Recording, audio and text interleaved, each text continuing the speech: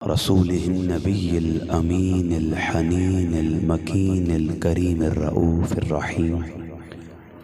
أما بعد فأعوذ بالله من الشيطان الرجيم. بسم الله الرحمن الرحيم. قال الله تبارك وتعالى في الكلام المجيد فرقان الحميد: هدى للمتقين. صدق الله العظيم وصدق رسوله النبي الكريم. یا رب تو کریمی و رسول تو کریم، صد شکر کے ہستیم میان دو کریم. قال اللہ تبارک و تعالی فی الکلام المجید فرقان الحمید: ان اللہ و ملائکتہ یصلون علی النبی یا ایہا الذین آمنوا صلوا علیہ وسلموا تسلیما.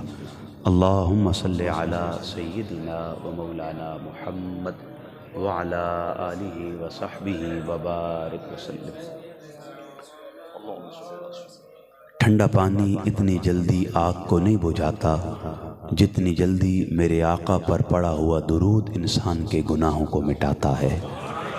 کسی نے کہا تھا الجھا ہوا حالات کے جس جال میں میں ہوں، الجھا ہوا حالات کے جس جال میں میں ہوں، سرکار کو معلوم ہے کس حال میں میں ہوں. اور میں قبر میں تڑپا تو درود و سلام یہ بولا: ڈرنا تیرے نام آئے اعمال میں میں ہوں. بلند آواز سے بارگاہ خیر الانام میں والہانہ درود اور سلام کا نذرانہ پیش کریں.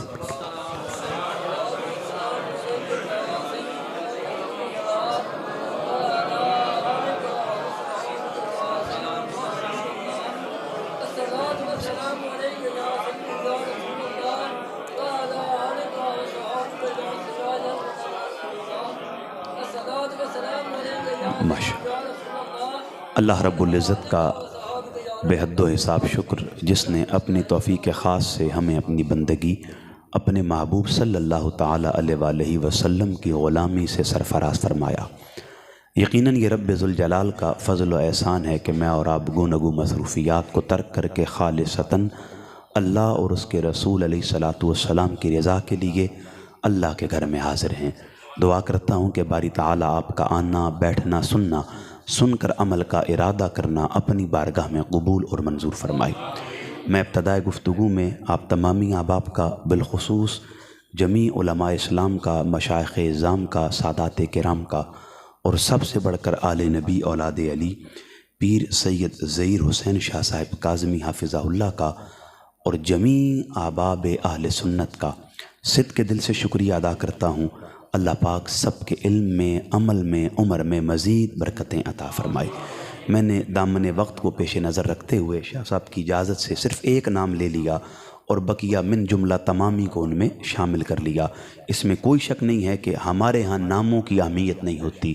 جن کی بارگاہ میں نوکری پیش کرنے کے لیے حاضر ہیں وہ سیدہ زہرا کے بابا ہمارے ناموں کو بھی جانتے ہیں اور ہمارے کاموں کو بھی جانتے ہیں.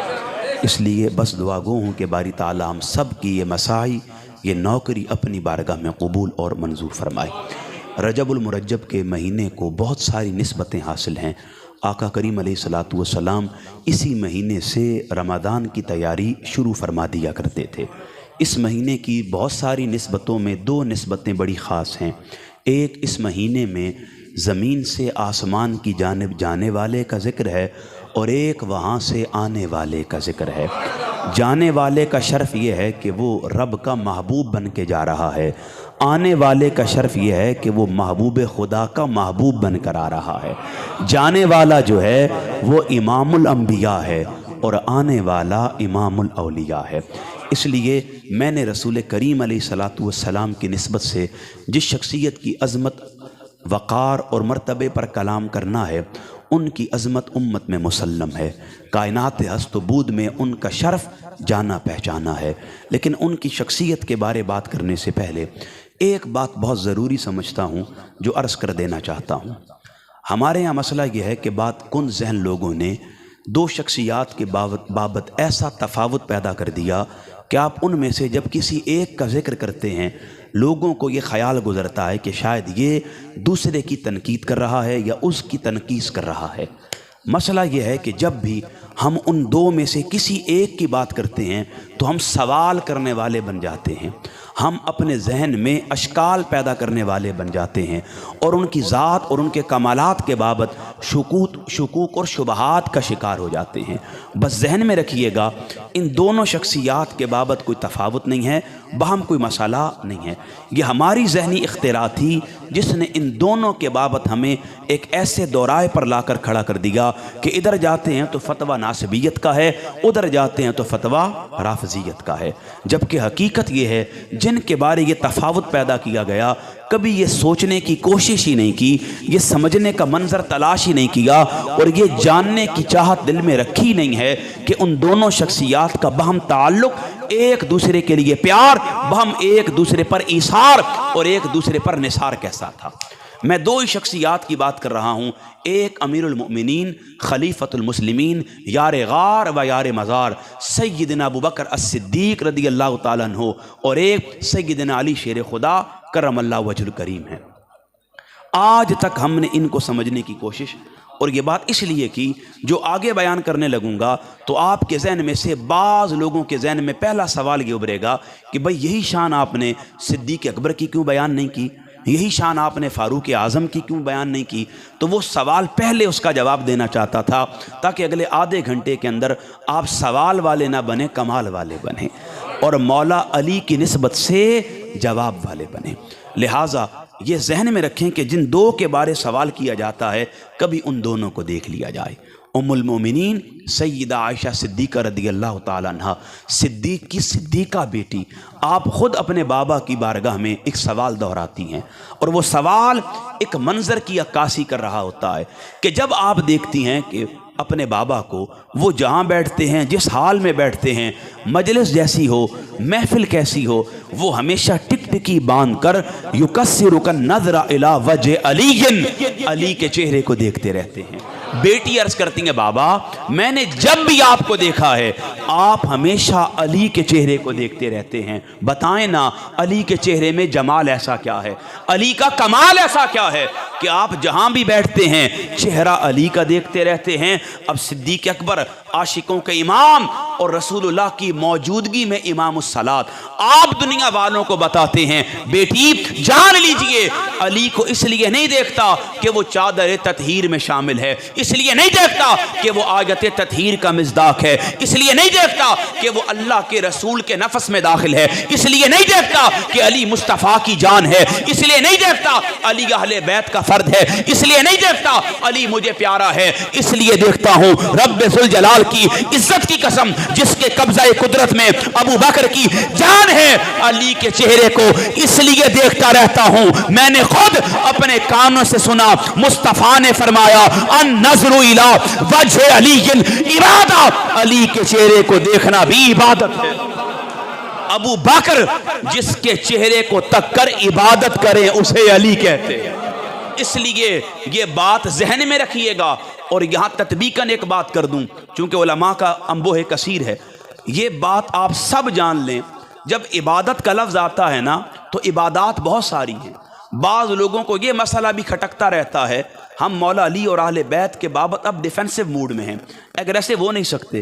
ڈیفینسو موڈ میں کھیلنے والے کا مسئلہ یہ کہ اسے ہر بات کا جواب دینا پڑتا ہے، ہر بال کو ڈاٹ بال بنانا پڑتا ہے، ورنہ وہ اس کے آؤٹ ہونے کا خطرہ ہوتا ہے۔ تو یہ سمجھ لیجئے گا اہل بیت پر ظلم اتنا ہے کہ میں اور آپ ڈیفینسو موڈ میں کھیلتے ہیں، چونکہ اپنے ہی باہم فتویٰ لگانے سے کوریدتے اور باز آتے نہیں۔ یہ بات حقیقت ہے، چونکہ مجھے پتا ہے کہ میرے جاننے کے بعد آپ لوگ شاید پریشان ہوں گے کالی ٹوپی اور کالا جیکٹ دیکھ کر کہ یہ کسی اور مسلک کی بات تو کر کے نہیں گئے، اس لیے بات کر رہا ہوں۔ سیدنا صدیق اکبر مولا علی کا چہرہ دیکھ کر عبادت کر رہے ہیں۔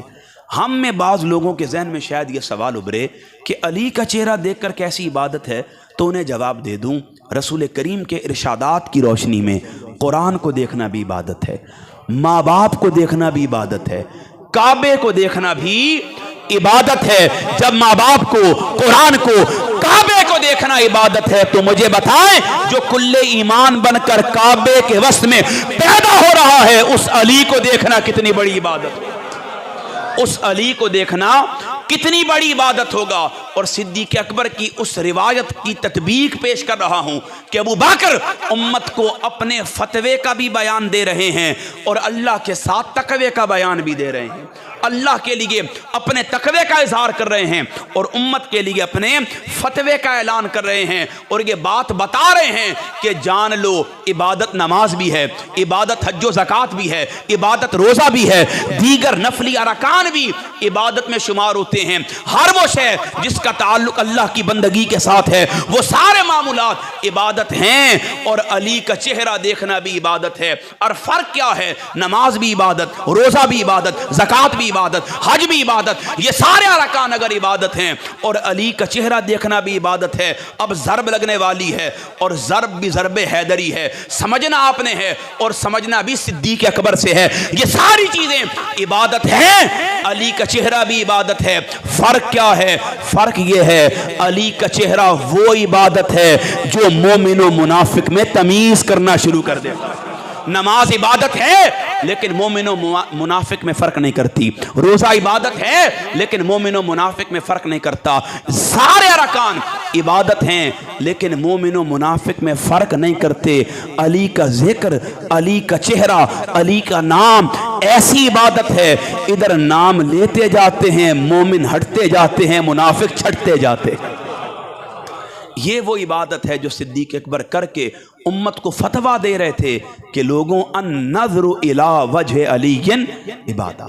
यही सिद्दीक़ अकबर सही बुखारी की वो रिवायत कि जब मस्जिद नबवी से निकले, मौला मुर्तज़ा साथ हैं, इमाम हसन मुश्तबा खेल रहे हैं, आगे बढ़कर उठा लेते हैं, पहले हाथों को, फिर माथे को, फिर लब को बोसा देते हैं, पहले मुस्तफ़ा की सुन्नत पूरी करते हैं, फिर मुस्तफ़ा की हदीस पूरी सुनाते हैं। आप फरमाते हैं सुनो ऐ देखने वालों, फिर अली से खिताब है, अली आप भी जान लें आपकी वजह से प्यार नहीं करता, रसूल खुदा की वजह से प्यार करता हूँ। सारी उम्र सिद्दीक़ अकबर उम्मत को ये तालीम देते रहे और सहाबा को ये फ़िक्र देते रहे कि सहाबा रसूल खुदा की मोहब्बत को, रसूल की अहले बैत की मोहब्बत में तलाश करो। अल्लाह हमें भी सिद्दीक़ अकबर का अक़ीदा इख्तियार करने की तौफ़ीक़ अता फ़रमाए, उनसे नज़रिए की खैरात लेने की तौफ़ीक़ अता फ़रमाए। और फिर जहाँ इतना इसार सहाबा का था, फिर वहाँ मौला मुर्तज़ा भी कुछ कमी कर सकते थे।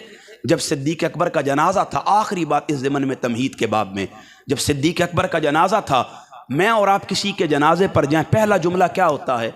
इन्ना लिल्लाहि व इन्ना, अल्लाह इसकी बख्शिश फरमाए, अल्लाह की रज़ा, जो अल्लाह ने दिया वो अल्लाह ने ले लिया।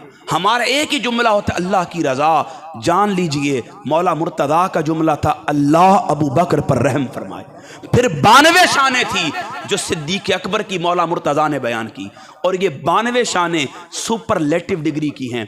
आपका पहला जुमला था कुंता अव्वल कौम इस्लामन व अक्सरहुम ईमानन व अक्सरहुम यकीनन व अक्सरहुम गिनन व अक़रबहुम अला मिन रसूलिल्लाह। आप सबसे पहले रसूलुल्लाह पर ईमान लाने वाले, सबसे ज़्यादा रसूलुल्लाह पर यकीन रखने वाले, सबसे ज़्यादा रसूलुल्लाह पर खर्च करने वाले, सबसे ज़्यादा रसूलुल्लाह का साथ देने वाले, सबसे ज़्यादा मुसलमानों की मदद करने वाले और सबसे ज़्यादा रसूल के करीब रहने वाले। ये आपस में इनका प्यार, इनका एक दूसरे पर एतमाद था। और आज हमारा मसला ये है कि जब इनकी बात आती है ज़हनों में इश्काल पैदा हो जाते हैं। इसलिए अब आएँ उन्हीं की निस्बत से ज़िक्र करते हैं जिन्होंने अली के चेहरे को तक कर खुदा की इबादत की थी। सैयदना अली शेर खुदा करमल्लाहु वजुल करीम का शर्फ बयान करने के लिए मैंने कुरान से एक आयत तिलावत की, और इस आयत के ज़ेल में भी एक बात वाज़े कर दूं, अगर ये हदीस पढ़ूं इसके रब्ते कलाम पर तो ये ख्याल नहीं करना कि ये शान सिद्दीक़ अकबर की भी है। सहाबा में औसाफ तकसीम होते रहते हैं, एक जैसी शानें बहुत सारे सहाबा की होती हैं। इसलिए अब बात को समझिएगा, अल्लाह रब्बुल इज़्ज़त ने कुरान मजीद को हिदायत कहा, जश्न भी दरमियान में आएगा, इसलिए आपने परेशान नहीं होना। अल्लाह ने कुरान को हिदायत कहा और हिदायत तक़वा वालों के लिए कहा। फरमाया हुदल लिल मुत्तकीन, ये किताब हिदायत है तक़वा वालों के लिए। जब भी आप कुरान पढ़ते हैं अल्लाह का उसूल ये है, उसका अंदाज़े बयान ये है और तरीक़ा कलाम ये है, वो जब भी कुरान में कोई वस्फ़ उतारता है साथ मिसाल देता है ताकि बंदों को बात समझ आ सके। اس نے قرآن مجید میں نبوت کا ذکر کیا۔ اب یہاں نبوت کی بات آئی، کتنے نبی ہیں؟ 1.25 لاکھ کم و پیش، لیکن جب بطور وصف نبوت کو بیان کرنا چاہا اب اس نے مثال دی، لیکن جب مثال دی کسی نبی اور رسول کی نہیں دی، اس نبوت کے وصف میں جو کمال پر تھا رب نے اس کا ذکر کیا۔ اللہ رب العزت کا یہ انداز ہے، جب بھی قرآن میں کسی وصف کو بیان کرتا ہے ساتھ مثال دیتا ہے تاکہ بندوں کو بات سمجھ آئے، اور مثال بھی اعلیٰ کی دیتا ہے۔ اس کے لیے بیان کیا اللہ نے قرآن میں نبوت کے وصف کو بیان کیا۔ اب نبی 1.25 لاکھ ہیں، لیکن جب بطور وصف نبوت کو بیان کرنا چاہا اس نے آدم کا ذکر نہیں کیا، نوح کا نام نہیں لیا، ابراہیم کا تذکرہ نہیں کیا، اسماعیل کی بات نہیں کی، اسحاق، یعقوب اور یوسف کا قصہ بیان نہیں کیا۔ سارا قرآن پڑھیں، جب اللہ نے وصف نبوت کو بیان کرنا چاہا کسی نبی کا نام نہیں لیا، یا ایھا النبی کہہ کر امام الانبیاء کا تذکرہ کر دیا۔ آپ قرآن پڑھیں، اللہ نے وصف رسالت کو بیان کیا۔ اب رسول بالترتیب 313 ہیں، جب وصف رسالت کی بات آئی اللہ نے کسی رسول کا نام نہیں لیا، داؤد کی بات نہیں کی، موسیٰ کا ذکر نہیں کیا، عیسیٰ کا نام نہیں لیا۔ اللہ نے وصف رسالت کو بیان کرنے کے لیے فرمایا محمد الرسول اللہ زین علی محمد ما کان محمد وما محمد الا رسول۔ آپ قرآن پڑھیں، اللہ نے معجزات کو بطور وصف کے بیان کیا، ہر نبی اور رسول کے معجزات کا ذکر کیا۔ ہر نبی اور رسول کے زمانے میں لوگوں کے طلب، وقت کی ڈیمانڈ اور معاملات کے تحت اللہ نے نبیوں اور رسولوں کو معجزات دیے، لیکن جب معجزے کو بطور وصف قرآن میں بیان کرنا چاہا اللہ نے محبوب کی ذات کو سراپا معجزہ بنا دیا۔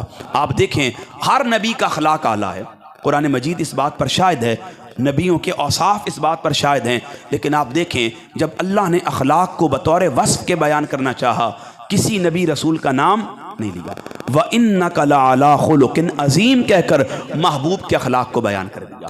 آپ دیکھیں ہر نبی کی زندگی ہمارے لیے نمونہ کمال ہے، کسی نبی کے بارے آپ یہ جملہ نہیں کہہ سکتے وہ ہمارے لیے رول ماڈل نہیں، ہر نبی ہمارے لیے نمونہ کمال کا درجہ رکھتا ہے، لیکن اللہ نے قرآن میں جب کسی کے اسوہ کو نمونہ کمال بنانا چاہا کسی نبی رسول کا ذکر نہیں کیا۔ لَقَدْ كَانَ لَكُمْ فِي رَسُولِ اللَّهِ أُسْوَةٌ حَسَنَةٌ کہہ دیا۔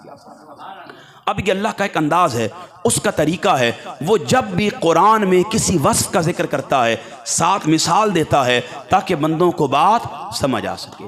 اس نے نبوت کے متصل مثال دی، رسالت کے متصل مثال دی، اس نے معجزات کے متصل مثال دی، اسوہ و اخلاق کے متصل مثال دی، معاملات کے متصل مثال دی۔ آپ پورا قرآن پڑھیں، اللہ نے قرآن کو ہدایت کہا، ہدایت تقوی والوں کے لیے کہا۔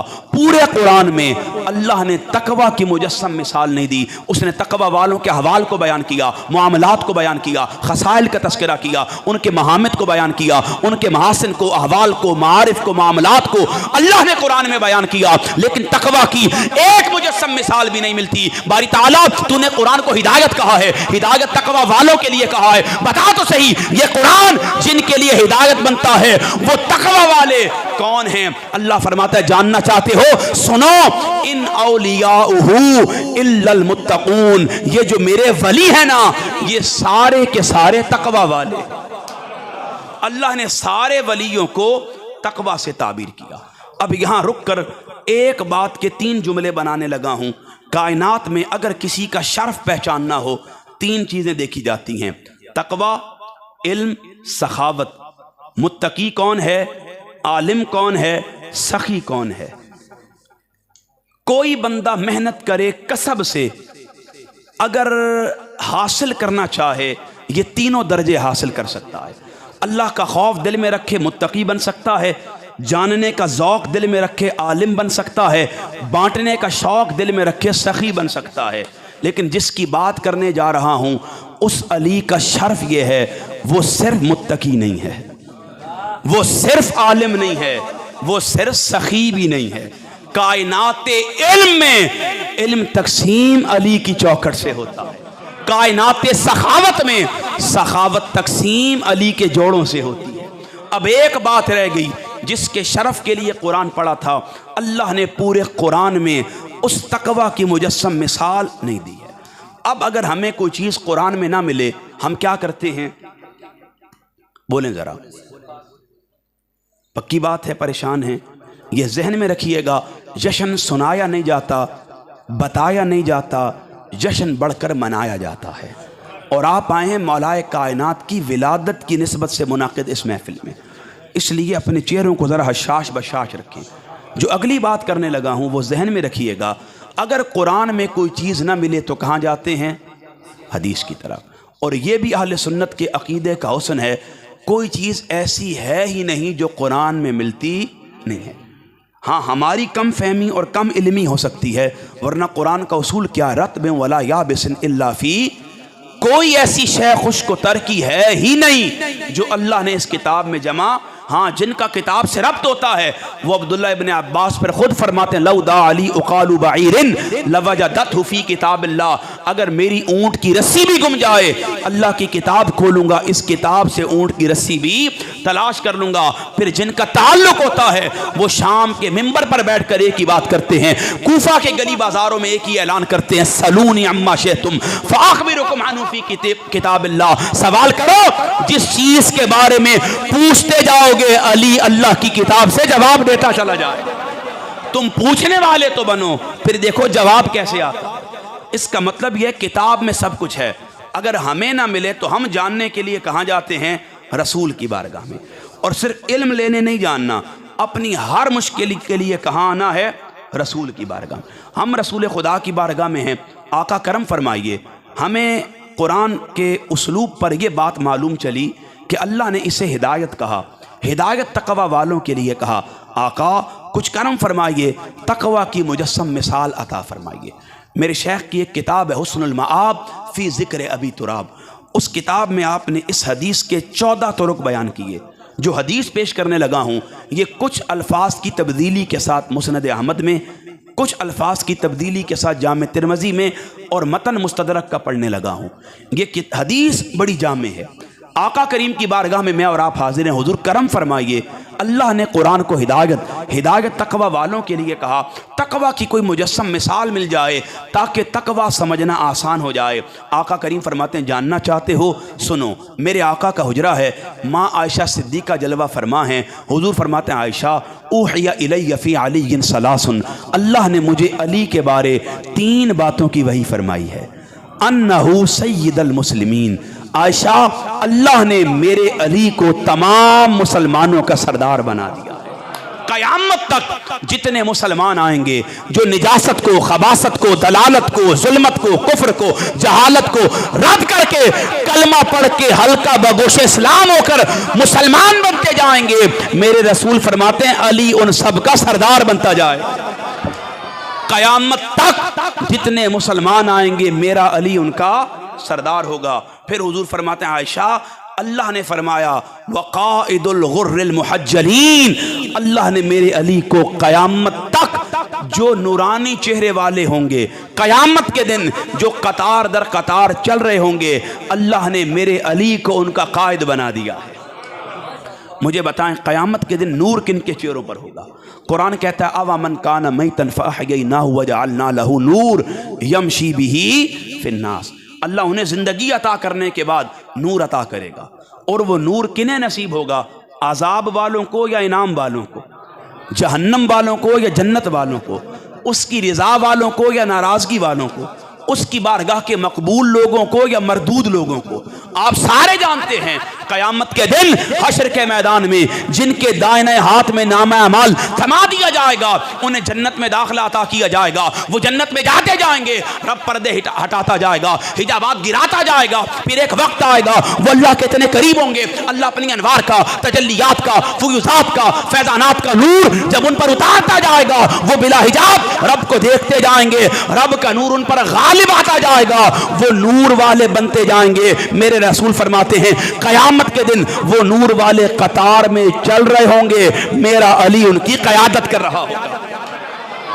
फिर तीसरी बात आका ने फरमाया, जान लो, आका करीम अल्लाह का पैगाम उम्मत को सुनाते हुए फरमाते हैं, आयशा अल्लाह ने मुझे अली के बारे तीसरी बात की वही करते हुए फरमाया, व इमामुल मुत्तकीन, क़यामत तक मेरी उम्मत में जितने अतकिया आएंगे, असफिया आएंगे, उरफा आएंगे, नुजबा आएंगे, नुकबा आएंगे, शुरफा आएंगे, जितने भी मुत्तकीन आएंगे, मेरा अली उनका इमाम बनता जाएगा, मेरा अली उनका امام بنتا جائے گا۔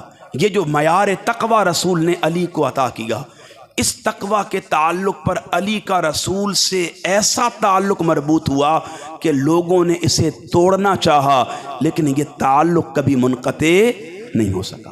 کیونکہ اللہ کے رسول نے اللہ کے امر پر علی کو تقوی کا معیار اور ہدایت کا معیار بنا دیا ہے۔ اب دنیا میں اصول یہ ہے، اگر دنیا کی کسی مسجد کے امام سے میری اور آپ کی نہ بنے تو بتائیں ہماری اس کے پیچھے نماز ہوتی ہے؟ عوام سے پوچھتا ہوں، کیا کہیں گے؟ ہو جاتی ہے۔ نماز کا آپ کی دل کی پسند ناپسند سے کوئی تعلق نہیں۔ آپ کا دل مانے نہ مانے، امام کے پیچھے آپ کی نماز، جب تک کوئی غیر شرعی ایسا امر صادر نہ ہو جو اسے امامت کے حق سے معزول کر دے، دستبردار کروا دے، اس وقت تک آپ کی مرضی، آپ کی پسند کا کوئی فیصلہ نہیں چلتا۔ ہمارے یہاں المیہ یہ ہے کہ امام ادھر جماعت کرواتا ہے، سگے بھائی ایک صف میں کھڑے ہونا پسند نہیں کرتے، اور ایک بھائی پیچھے کھڑا ہوتا ہے، جی میری اس امام سے نہیں بنتی، بنتی بھائی سے نہیں ہے، تو کہتا ہے کہ میری اس امام سے نہیں بنتی۔ اسی اصول کو لے لیں، اگر دنیا کے کسی امام سے نہ بنے نماز نہیں ہوتی، علی سے نہ بنے تو ایمان قبول نہیں ہوتا، علی سے نہ بنے تو پھر بندے کا ایمان بھی مقبول نہیں ہوتا۔ چونکہ رسول کریم نے یہ شرف امت کو بیان کر دیا کہ جان لو اللہ نے قرآن کو ہدایت کہا، ہدایت تقوی والوں کے لیے کہا، اور قیامت تک کے لیے میرا علی تقوی والوں کا امام بن رہا ہے۔ اب جس کو اللہ کے قرآن سے ہدایت لینی ہے، نجات لینی ہے، کامیابی لینی ہے، کامرانی لینی ہے، دارین کی فلاح لینی ہے، اصول یہ ہے اسے ہدایت والا بننا ہوگا، اور ہدایت والا وہ ہوگا جو تقوی والا بنے گا، اور تقوی والا وہ ہوگا جو علی والا بن رہا ہو۔ جو تقوی والا ہے وہی علی والا ہے۔ علی والا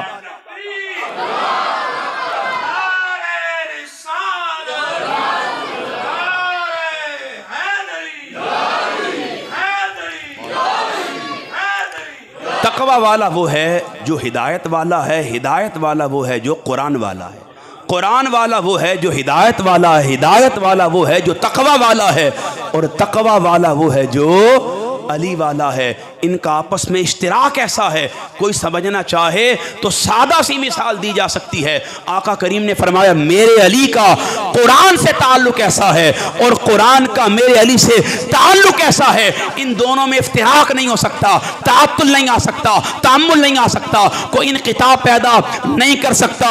یہ دنیا میں بھی ایسے ہیں، اور حوض پر بھی ایسے میرے پاس لائے جائیں گے۔ دنیا میں بڑے آئے جنہوں نے قرآن اور علی کو جدا کرنا چاہا، لیکن کربلا کے ریگزار پر وہ بھی دیکھتے تھے سر کٹ گیا تھا، تن سے جدا ہو گیا تھا، نوک نیزہ پر سج گیا تھا، لیکن کوئی علی کے بچے سے قرآن جدا نہیں کر سکا۔ کوئی علی سے قرآن کیسے جدا کر سکتا؟ یہی وجہ تھی کہ رسول نے علی کو امام تقوی بنایا، اور تقوی کے معیار پر علی کا رسول سے ایسا تعلق جڑا کہ وہ تعلق کبھی بھی ختم۔ صحابہ کے شرف کو ہمیشہ مسلم رکھنا چاہیے، مقدم رکھنا چاہیے، لیکن یہ بات بھی ذہن میں رکھنی چاہیے جب شرف بیان کیا جاتا ہے کسی کی تنقیص مراد نہیں ہوتی۔ علی کا ایک شرف ہے اور صحابہ کا ایک شرف ہے۔ سارے صحابہ کا شرف اور علی کا شرف، اس میں ایک فرق ہے۔ سارے صحابہ کا شرف یہ ہے وہ اعلان نبوت سے رسول کے ساتھ ہیں، علی کا شرف یہ ہے علی ولادت سے رسول کے ساتھ ہے۔ کوئی مسئلہ تو نہیں ہے؟ پکی بات ہے تو ذرا اونچی آواز میں بولیں۔ سارے صحابہ کا شرف یہ ہے کہ وہ اعلان نبوت سے رسول کے ساتھ ہیں، اور علی کا شرف یہ ہے کہ وہ ولادت سے رسول کے ساتھ ہے، اور ایسے رسول کے ساتھ نہیں ہے۔ وہ منظر بڑا دلچسپ ہے۔ امام احمد بن حنبل کا اس بات پر فتویٰ ہے کہ امت میں تواتر سے یہ بات ثابت ہے، نہ علی سے پہلے نہ علی کے بعد کوئی کعبے میں پیدا ہوا۔ اب یہ بات بھی ذہن میں رکھیے گا۔ اب میں صرف جشن کے چند جملے کہہ کر آپ سے اجازت لینے والا ہوں، جشن کے جملوں پر بات کو ختم کرنے والا ہوں۔ صوتی تشدد کا میں قائل نہیں ہوں، ایسے آپ کی سماع خراشی کرتا رہوں، بات ایک پلے پڑ جائے وہ ساری عمر کے لیے کافی ہوتی ہے۔ تو ممکن ہے ساری بات ایک طرف، اگلی بات آپ کے کام آ جائے۔ تو یہ بات ذہن میں رکھیے گا، تقوی کی بنیاد پر مولا مرتضیٰ کا مصطفیٰ کریم سے تعلق یہ تھا جس میں ایک لمحے کے لیے بھی انقطاع نہیں آیا۔ مستدرک کی وہ روایت اٹھائیں کہ جب سیدہ فاطمہ بنت اسد، یہ وہ خاتون ہے جنہیں رسول نے اپنی والدہ کہا ہے، اور جب ان کا وصال ہوا، آقا کریم نے فرمایا صبر کرو، حضور خود آپ کے مدفن میں داخل ہوئے، آپ کی قبر انور میں داخل ہوئے، آقا خود لیٹے، پھر سیدہ فاطمہ بنت اسد کو ان کی قبر اطہر میں اتارا گیا۔ یہ وہ والدہ ہیں جنہیں رسول نے خود اپنی والدہ کہا ہے۔ وہ والدہ بیت اللہ کا طواف کرتی ہیں اور دوران طواف درد ذی ہوتا ہے، آپ ہاتھ رکھ کر اللہ کی بارگاہ میں التجا کرتی ہیں، اللہم بحق ھذا المولود، مولا آنے والے کا واسطہ ہے میری مشکل کو آسان فرما۔ لوگوں جو آنے سے پہلے ماں کے لیے مشکل کشا ہو اسے علی کہتے ہیں، جو آنے سے پہلے اپنی ہی والدہ کے لیے مشکل کشا بن کر آئے اسے علی کہتے ہیں۔ بس یہ کہنا تھا، اب دروازے کا بڑا جھگڑا ہے، دیوار کا بڑا مسئلہ ہے، دیوار ٹوٹی یا دروازہ کھلا، کبھی بھی اصول ذہن میں رکھیے گا، دروازے میں دروازہ نہیں لگتا ہے، آنے والا باب مدینۃ العلم بن کے آ رہا ہے۔ یہی وجہ تھی، اگر دروازے سے جاتے دروازے کا شرف کیسے ملتا؟ آقا کریم نے نسبتاً فرمایا تھا آنے والا دروازہ ہے، دروازہ دروازے میں نہیں آتا ہے۔ علی کعبے میں آئے اور فی جوف الکعبہ، کعبے کے وسط میں علی شیر خدا کی ولادت ہوئی۔ آج تک امت میں یہ ایک ذہن پر مسئلہ بن کر ابھرتی ہے بات کہ علی کعبے میں آئے یا کعبے میں نہیں آئے۔ ایک جملہ یہ ذہن میں رکھ لیجئے گا، اگر علی کعبے میں نہ آتے علی تب بھی علی تھے، علی کعبے میں آئے وہ تب بھی علی ہے۔ علی کا شرف کعبے کی وجہ سے نہیں ہے، کعبے کا شرف اس بات پر ہے کہ علی کعبے میں آئے۔ اور یہ کوئی خطابت کے حسن کا جملہ نہیں ہے، اس کی دلیل کیا ہے؟ صحیح مسلم کی وہ روایت، میرے کریم آقا بیت اللہ کا طواف کر رہے ہیں اور دوران طواف اپنی نبوت کی مبارک انگلی کا اشارہ کر کے فرماتے ہیں بیت اللہ تیری بڑی حرمت ہے، لیکن وہ عبد مومن، وہ بندہ مومن جو مجھ پر ایمان لائے اس کی حرمت تجھ سے زیادہ ہے۔ اب مجھے بتائیے گا، اگر ایک بندہ مومن کی حرمت کعبے سے زیادہ ہے تو جو تاجدار عطا ہے، جو مراد کل کفا ہے، جو سخاوت کا سمندر ہے، جو شجاعت کا غضنفر ہے، جو باب مدینۃ العلم ہے، جو باب فاتح خیبر ہے، جو زوج بطول ہے، ابو الحسنین ہے، اخی رسول ہے، اگر ایک بندہ مومن کی حرمت کعبے سے زیادہ ہے تو جو کل ایمان بن کر ابو طالب کی صلب سے نکل کر فاطمہ کے بطن اطہر سے نور کی صورت میں کعبے کے وسط میں پیدا ہو رہا ہے، پھر مجھے بتائیے گا اس علی کے شرف اور اس کی عظمت کا عالم کیا ہوگا؟ اس کی رفعت، اس کے مقام اور اس کے مرتبے کا عالم کیا ہوگا جو کل ایمان بن کر کعبے کے وسط میں جلوہ فرما ہو رہا ہے۔ اور کعبہ کیا ہے؟ کعبہ ہے طواف کا مرکز، علی ہے ایمان کا مرکز۔ کعبے سے رخ پھرے نماز نہیں رہتی ہے، علی سے رخ پھرے ایمان باقی نہیں رہتا۔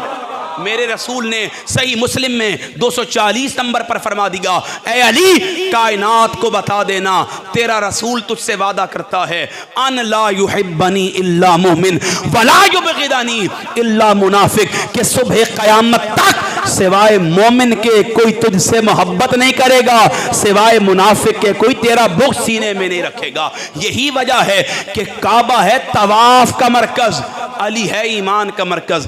آپ نماز پڑھیں، تحیات میں تشہد میں بیٹھ جائیں، آپ اس وقت تک نماز سے نہیں نکلتے جب تک اپنا رخ کعبے سے پھیر نہیں لیتے۔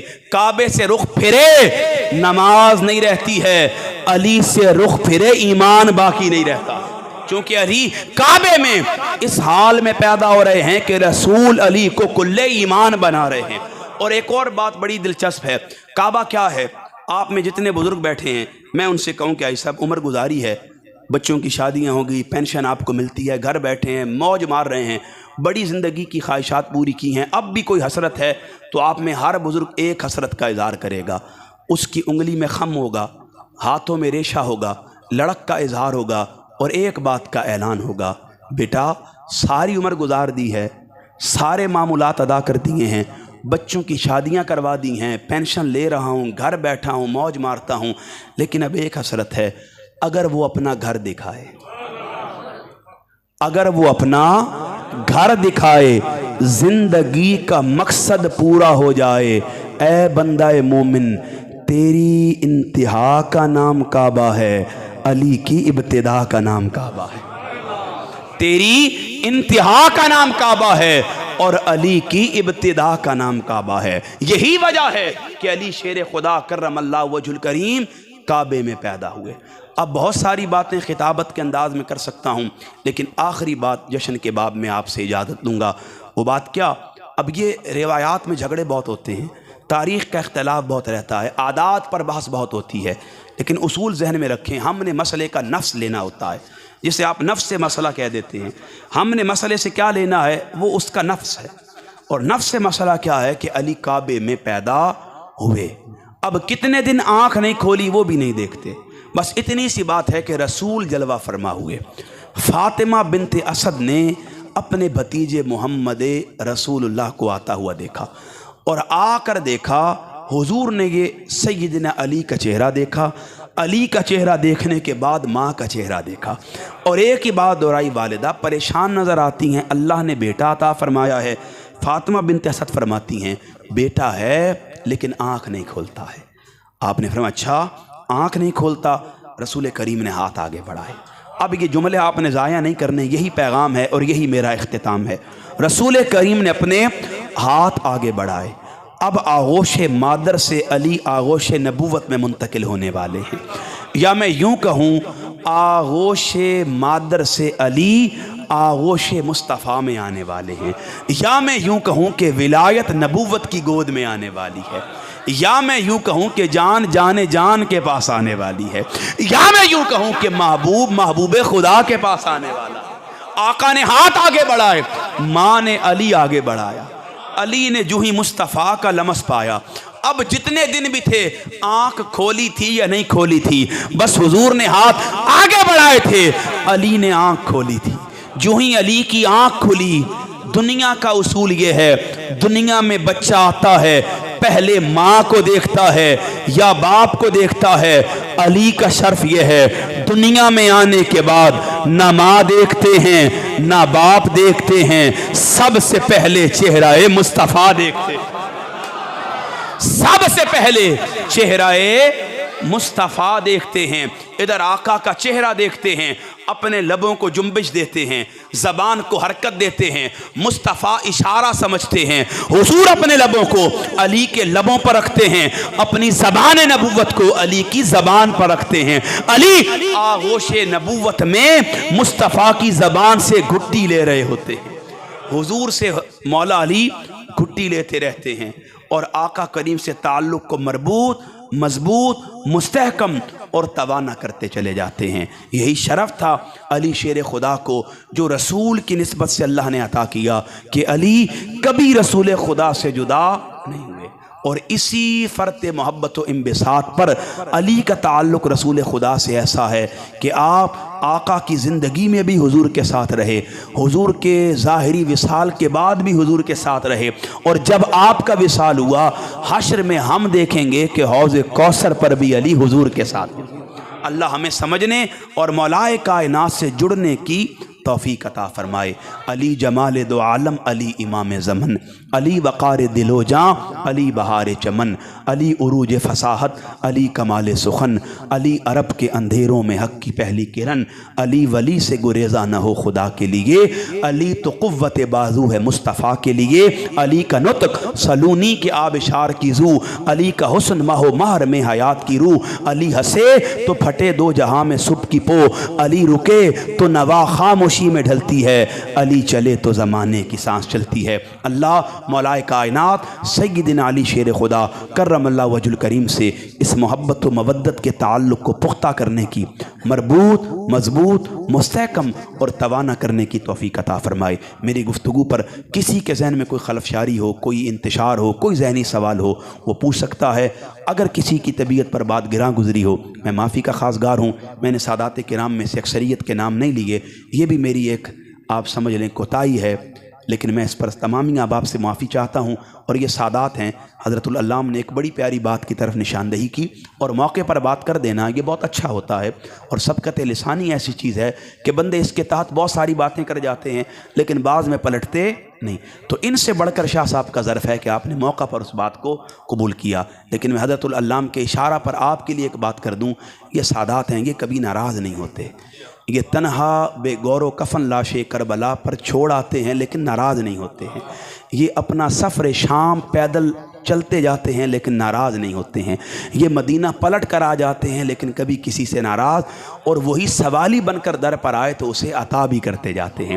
تو یہ عطا والے ہیں اور ہم ان کی بارگاہ کے سوال والے ہیں۔ اللہ ہمیں عمل کی توفیق عطا فرمائے۔ وآخر دعوایا ان الحمد للہ رب العالمین۔